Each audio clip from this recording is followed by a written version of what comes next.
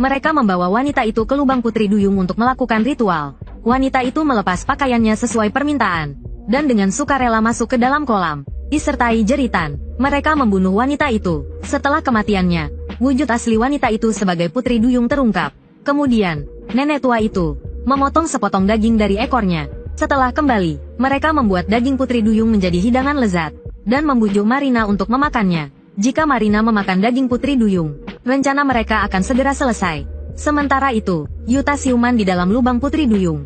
Dia langsung menemukan Putri Duyung yang telah dibunuh. Setelah 500 tahun mencari, akhirnya dia menemukan tujuannya. Maka, malam itu, Yuta langsung menyerbu desa kecil itu.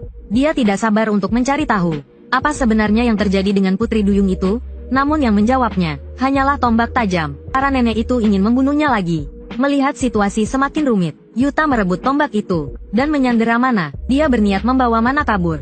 Tapi tak disangka, kaki Mana dirantai. Maka ia merobek selimut menjadi kain panjang untuk mengikat mereka berdua. Lalu ia menggendong Mana dan lari.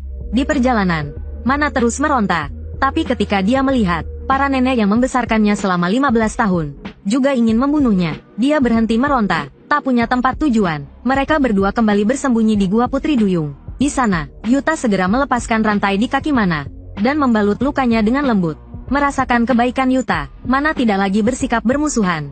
Lalu dia bertanya apa rencana Yuta selanjutnya. Yuta bilang dia tidak akan pergi kemana-mana. Lalu ia menceritakan semua pengalamannya. Belum selesai Yuta bercerita, Mana tertidur karena kelelahan. Dalam tidurnya, Mana teringat masa kecilnya. Ia tidak mengerti mengapa para nenek ingin membunuhnya juga. Saat Mana bersedih, tiba-tiba terdengar suara aneh di dalam gua. Seekor monster perlahan merangkak keluar. Ia membuka mulutnya lebar-lebar dan menerjang mereka. Meskipun Yuta berhasil menusuk monster itu dengan tombak, itu tidak membunuhnya. Untuk membunuhnya, harus menggunakan racun. Melihat serangannya tidak mempan, Yuta menggendong Mana dan memanjat dinding gua untuk keluar.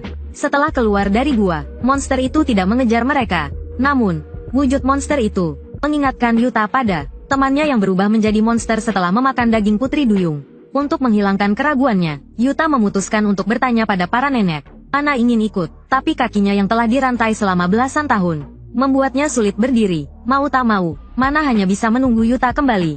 Lalu Yuta berjalan menuju desa. Tak lama kemudian, para nenek mengepungnya. Namun, Yuta mengancam akan memberitahu keberadaan Mana jika mereka tidak menceritakan tentang Putri Duyung.